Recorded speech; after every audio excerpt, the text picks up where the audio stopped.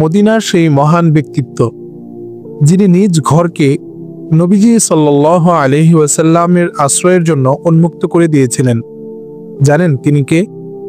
তিনি শুধু সাহাবী নন, তিনি ইসলামের ইতিহাসে এমন একজন নাম যিনি আল্লাহর পথে সর্বোচ্চ ত্যাগের উদাহরণ স্থাপন করেছেন। তিনি হলেন আবু আইয়ুব আনসারী রাদিয়াল্লাহু আনহু। তার ত্যাগ শুধু মদিনাতেই সীমাবদ্ধ ছিল না, জীবনের শেষ অধ্যায়ে তিনি অংশ নিয়েছিলেন ইসলামের এমন একটি অভিযানে যা ছিল কনস্টান্টিনোপল জয় করার প্রচেষ্টা। এবং জানেন কি, সেই কনস্টান্টিনোপলই আজকের তুরস্কের ইস্তাম্বুল। সেখানে এই মহান সাহাবীর কবর আজও ইসলামের ইতিহাসের এক অবিচ্ছেদ্য সাক্ষ্য হিসেবে রয়ে গেছে।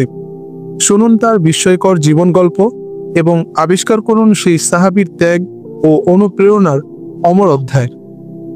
এই মহান সাহাবীর নাম খালিদ ইবনে যায়েদ ইবনে কুলাইব। তিনি বনু নাজ্জার বংশোদ্ভূত। তার উপনাম হল আবু আইয়ুব।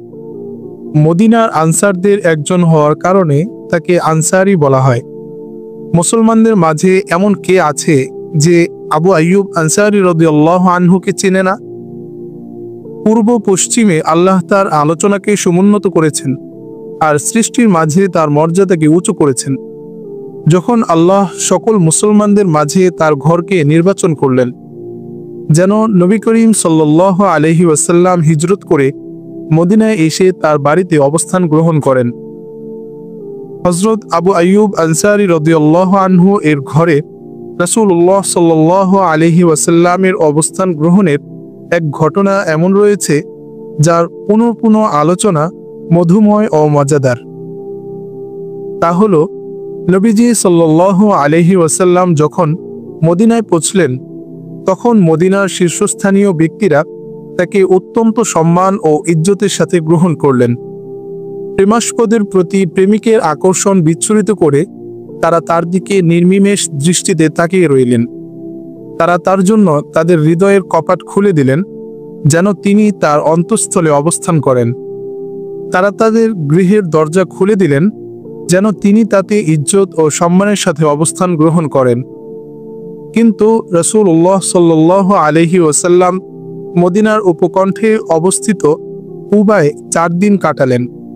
সেখানে তিনি তার প্রথম ওই মসজিদটি নির্মাণ করলেন যার ভিত্তি তাকওয়ার বুনিয়াদের উপর স্থাপন করা হয়েছে। তারপর তিনি তার উষ্ট্রিতে চড়ে সেখান থেকে রওনা হলেন। তাই ইয়াসরিবের নেতৃস্থানীয় ব্যক্তিগণ তার আগমন পথে দাঁড়িয়ে রইলেন। প্রত্যেকে কামনা করছেন তার ঘরে রাসূলুল্লাহ সাল্লাল্লাহু আলাইহি ওয়াসাল্লামের অবস্থানের মর্যাদা সে অর্জন করবে। একের পর এক সর্দার উষ্ট্রির গতিরোধ করে বলতে লাগলো, হে আল্লাহর রসূল, সঙ্গী সাথীদের নিয়ে শক্তি ও নিরাপত্তার প্রতিশ্রুতিতে আমাদের নিকট অবস্থান করুন। রাসূল সাল্লাল্লাহু আলাইহি ওয়াসাল্লাম তখন তাদের বললেন, উষ্ট্রিকে ছেড়ে দাও, কেননা সে নির্দেশপ্রাপ্তা। উষ্ট্রিটি তার গন্তব্য পথে চলতে লাগল। জনতার চোখ তাকে অনুসরণ করছে আর হৃদয় তাকে পরিবেষ্টন করছে। কোনো বাড়ি অতিক্রম করলে অধিবাসীরা বিষণ্ণ হয়ে পড়ে, নৈরাশ্য তাদের আঁকড়ে ধরে। তখন পার্শ্ববর্তীদের অন্তরে আশার আলো প্রজ্বলিত হয়। এমনিভাবে উষ্ট্রিটি চলছে আর লোকেরা তার পিছু পিছু আসছে। তারা সেই ভাগ্যবান ব্যক্তিকে চিনতে অধীর যার গৃহে রাসূল সাল্লাল্লাহু আলাইহি ওয়াসাল্লাম অবস্থান করবেন।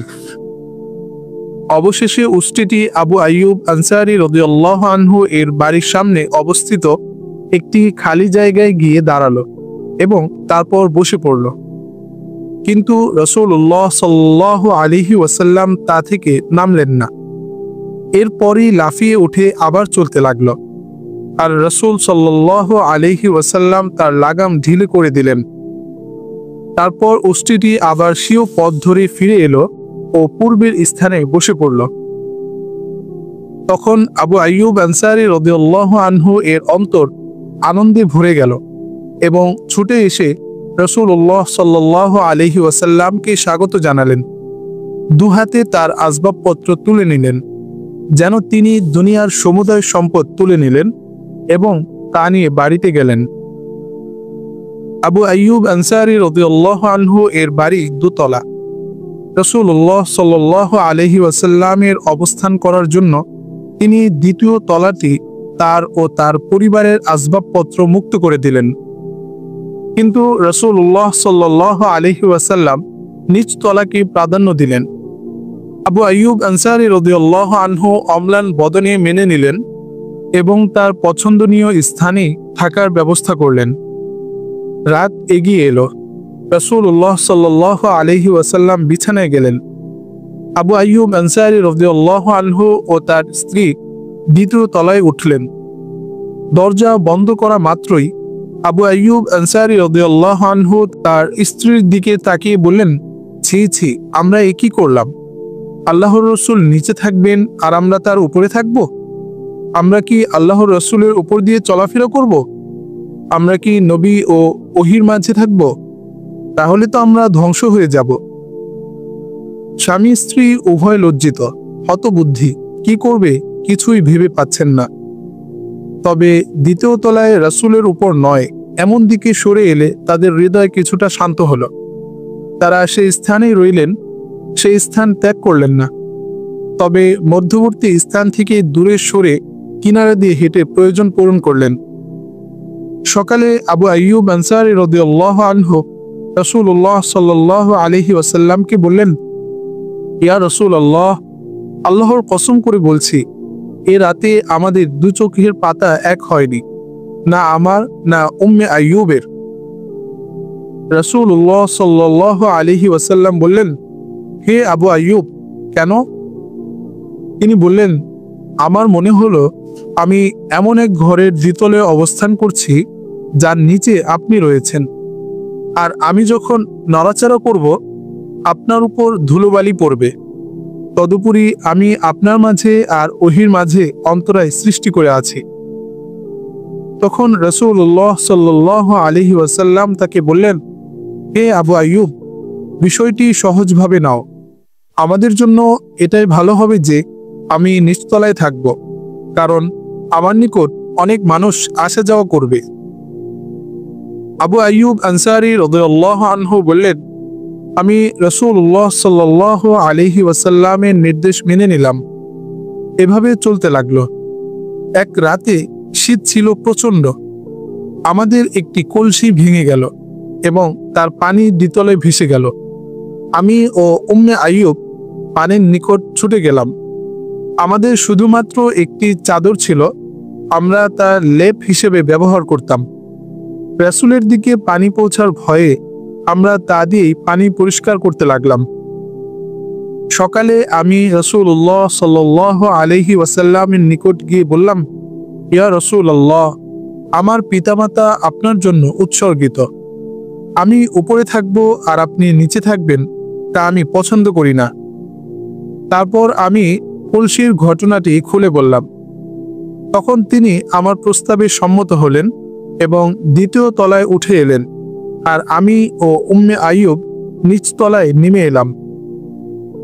রাসূলুল্লাহ সাল্লাল্লাহু আলাইহি ওয়াসাল্লাম প্রায় 7 মাস আবু আইয়ুব আনসারী রাদিয়াল্লাহু আনহু এর বাড়িতে অবস্থান করলেন। তারপর উন্মুক্ত স্থানটিতে যেখানে রাসূলের উষ্ট্রিটি বসেছিল, মসজিদের নববীর নির্মাণ পরিপূর্ণ হয়ে গেল এবং মসজিদের পাশে রাসূলুল্লাহ সাল্লাল্লাহু আলাইহি ওয়াসাল্লাম ও তার স্ত্রীদের জন্য যে কামরাগুলো তৈরি করা হয়েছিল তিনি সেখানে চলে গেলেন। তখন তিনি আবু আইয়ুব আনসারী রাদিয়াল্লাহু আনহু এর প্রতিবেশী হয়ে গেলেন। তারা উভয়ে কতই না উত্তম প্রতিবেশী ছিলেন। আবু আইয়ুব আনসারী রাদিয়াল্লাহু আনহু রাসূলুল্লাহ সাল্লাল্লাহু আলাইহি ওয়াসাল্লামকে মন প্রাণ ও হৃদয় দিয়ে ভালোবাসতেন। আর রাসূলুল্লাহ সাল্লাল্লাহু আলাইহি ওয়াসাল্লাম আবু আইয়ুব আনসারী রাদিয়াল্লাহু আনহুকে এমন ভালোবাসতেন যে তাদের মাঝে কোনো প্রকারের লৌকিকতা ছিল না। রাসূলুল্লাহ সাল্লাল্লাহু আলাইহি ওয়াসাল্লাম সর্বদা আবু আইয়ুব আনসারী রাদিয়াল্লাহু আনহু এর বাড়িটিকে নিজের বাড়ি মনে করতেন। আব্দুল্লাহ ইবনে আব্বাস রাদিয়াল্লাহু আনহু বর্ণনা করেন, দ্বীপ প্রহরের প্রচণ্ড উত্তাপে হযরত আবু বকর রাদিয়াল্লাহু আনহু মসজিদে নববীতে এলেন। হযরত ওমর রাদিয়াল্লাহু আনহু তখন তাকে দেখে বললেন, হে আবু বকর, এই প্রচন্ড উত্তপ্ত দ্বিপ্রহরে আপনি বাইরে বেরিয়ে এলেন যে? আবু বকর রাদিয়াল্লাহু আনহু বললেন, প্রচন্ড ক্ষুধার তাড়নায় বাইরে বেরিয়ে এলাম। তখন হযরত ওমর রাদিয়াল্লাহু আনহু বললেন, আল্লাহর কসম, আমিও ওই একই কারণে বেরিয়ে এসেছি। এমনি অবস্থায় রাসূলুল্লাহ সাল্লাল্লাহু আলাইহি ওয়াসাল্লাম তাদের নিকট এসে বললেন, এই প্রচন্ড উত্তাপের মাঝে তোমরা যে বেরিয়ে এলে? তারা দুজন বললেন, আল্লাহর কসম, উদরের প্রচন্ড ক্ষুধাই আমাদেরকে বের করে নিয়ে এসেছে। তখন রাসূলুল্লাহ সাল্লাল্লাহু আলাইহি ওয়াসাল্লাম বললেন, যার হাতে আমার প্রাণ, তার শপথ করে বলছি, ওই একই কারণে আমিও বেরিয়ে এসেছি, আমার সাথে চলো। তারা হাঁটতে হাঁটতে আবু আইয়ুব আনসারী রাদিয়াল্লাহু আনহু এর বাড়ির দরজায় এসে পৌঁছলেন। আবু আইয়ুব আনসারী রাদিয়াল্লাহু আনহু প্রত্যহ রাসূলুল্লাহ সাল্লাল্লাহু আলাইহি ওয়াসাল্লামের জন্য কিছু খাবার রেখে দিতেন।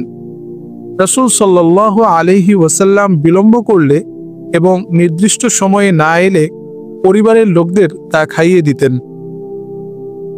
দরজায় পৌঁছলে উম্মে আইয়ুব তাদের নিকট বেরিয়ে এলেন এবং বললেন, নবী ও তার সঙ্গীদ্বয়কে স্বাগতম। নবী সাল্লাল্লাহু আলাইহি ওয়াসাল্লাম বললেন, আবু আইয়ুব কোথায়? নিকটে এক খেজুর গাছের পরিচর্যা করছিলেন আবু আইয়ুব আনসারী রাদিয়াল্লাহু আনহু। রাসূলের কণ্ঠ শুনেই তিনি ছুটে এসে বললেন, রাসূল ও তার সঙ্গীদ্বয়কে স্বাগতম। তারপর বলতে লাগলেন, ইয়া রাসূলুল্লাহ, এটা তো আপনার আগমনের সাধারণ সময় নয়। রাসূলুল্লাহ সাল্লাল্লাহু আলাইহি ওয়াসাল্লাম বললেন, তুমি সত্য বলেছ। তারপর তিনি খেজুর বাগানে গেলেন, একটি খেজুরের কাঁদি কেটে আনলেন, তা পাকা, অর্ধপাকা ও কাঁচা খেজুরের ঠাসা। রাসূলুল্লাহ সাল্লাল্লাহু আলাইহি ওয়াসাল্লাম বললেন, কিছু খেজুর পেড়ে আনলেই হতো, এটা কেটে আনলে কেন? আবু আইয়ুব আনসারী রাদিয়াল্লাহু আনহু বললেন, ইয়া রাসূলুল্লাহ, আপনি পাকা, অর্ধপাকা আর কাঁচা খেজুর খাবেন, তাই তা কেটে আনলাম। আর আমি আপনার জন্য একটি বকরি জবাহ করে আনছি। রাসূলুল্লাহ সাল্লাল্লাহু আলাইহি ওয়াসাল্লাম বললেন, যদি জবাহ করতে চাও তাহলে কিন্তু দুধের বকরি জবাহ করবে না। আবু আইয়ুব আনসারী রাদিয়াল্লাহু আনহু একটি বকরির বাচ্চা জবাহ করলেন।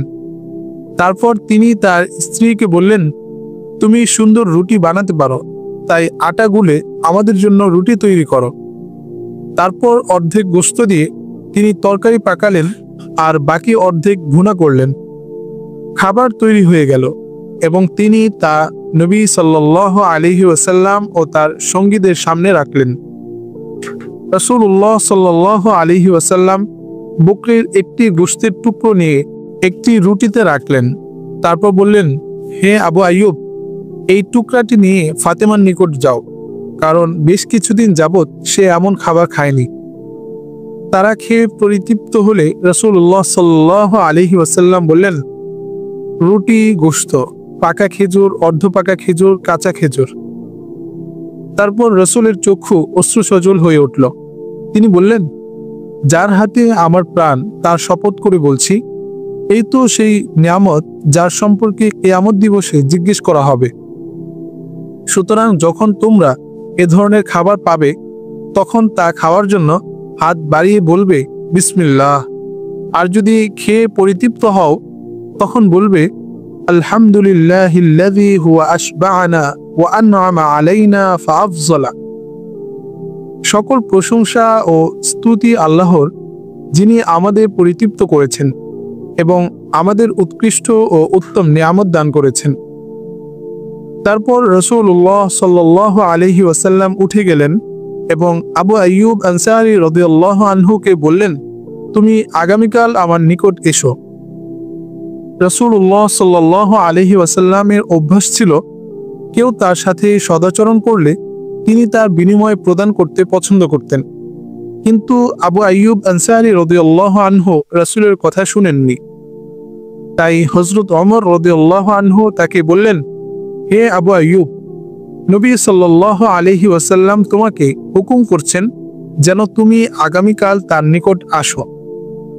আবু আইয়ুব আনসারী রাদিয়াল্লাহু আনহু তখন বললেন, রাসূলের আদেশ শিরোধার্য। পরদিন আবু আইয়ুব আনসারী রাদিয়াল্লাহু আনহু রাসূলের নিকট গেলেন। রাসূলুল্লাহ সাল্লাল্লাহু আলাইহি ওয়াসাল্লাম তাকে একটি ছোট বাদী দিলেন।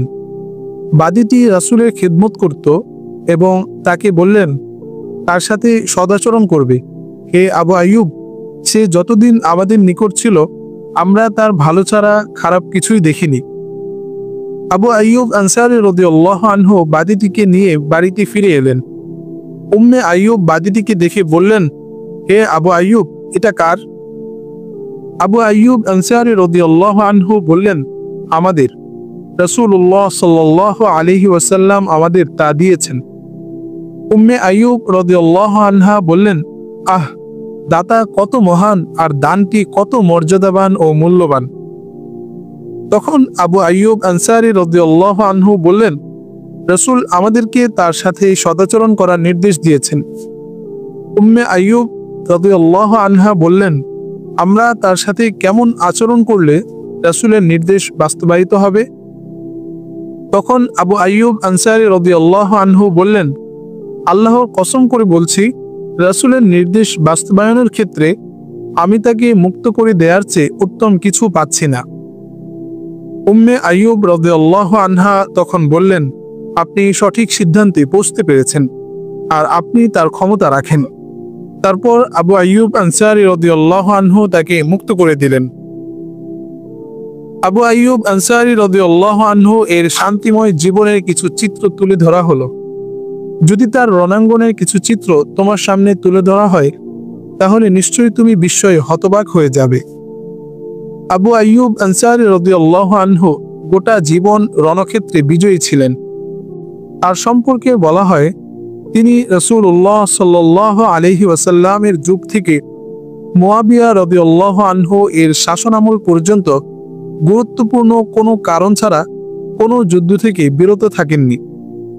কনস্টান্টিনোপল বিজয়ের লক্ষ্যে মুয়াবিয়া রাদিয়াল্লাহু আনহু তার ছেলে ইয়াজিদের নেতৃত্বে যে বিশাল বাহিনী তৈরি করেছিলেন, সে যুদ্ধই ছিল তার জীবনের শেষ যুদ্ধ। তখন তিনি ছিলেন অত্যন্ত বয়োবৃদ্ধ, তার বয়স ৮০ ছুঁই করছিল, কিন্তু তা তাকে ইয়াজিদের বাহিনীতে শরিক হতে এবং সমুদ্রের বিক্ষুব্ধ তরঙ্গমালা অতিক্রম করে আল্লাহর পথে জিহাদ করতে বারণ করেনি। কিন্তু শত্রু বাহিনীর সাথে কয়েকটি যুদ্ধ হওয়ার পরই তিনি গুরুতর অসুস্থ হয়ে পড়েন, যুদ্ধ চালিয়ে যাওয়া থেকে অক্ষম হয়ে পড়েন। তখন ইয়াজিদ তাকে দেখাশোনা ও সেবা শুশ্রূষা করতে এসে জিজ্ঞেস করলেন, হে আবু আইয়ুব, আপনার কি কোনো আকাঙ্ক্ষা আছে? তিনি বললেন, মুসলিম বাহিনীর নিকট আমার সালাম পৌঁছে দাও আর তাদের বলো, আবু আইয়ুব তোমাদের ওসিয়ত করছেন, তোমরা শত্রু দেশের অনেক ভিতরে প্রবেশ করবে, তোমাদের সাথে আমাকে বহন করে নেবে এবং কনস্টান্টিনোপলের নগর প্রাচীরের নিকটে তোমাদের পদতলে আমাকে সমাধিস্থ করবে। তারপর তিনি শেষ নিঃশ্বাস ত্যাগ করলেন। মুসলিম বাহিনী রাসূলের সাহাবীর অন্তিম তামান্না বাস্তবায়নে সাড়া দিলেন এবং শত্রু বাহিনীর উপর একের পর এক আক্রমণ করতে করতে সামনে অগ্রসর হলেন। তারা আবু আইয়ুব আনসারী রাদিয়াল্লাহু আনহুকেও সাথে বহন করে নিয়ে চললেন। অবশেষে তারা কনস্টান্টিনোপলের নগর প্রাচীরের নিকট পৌঁছলেন এবং সেখানে কবর খনন করে তারা তাকে দাফন করলেন। আল্লাহ আবু আইয়ুব আনসারী রাদিয়াল্লাহু আনহু এর উপর রহম করুন। আল্লাহর পথে যুদ্ধরত তেজি ঘোড়ার পিঠে মৃত্যুবরণ করাকেই তিনি প্রাধান্য দিলেন, অথচ তার বয়স তখন ৮০ কোঠা ছুঁই করছে।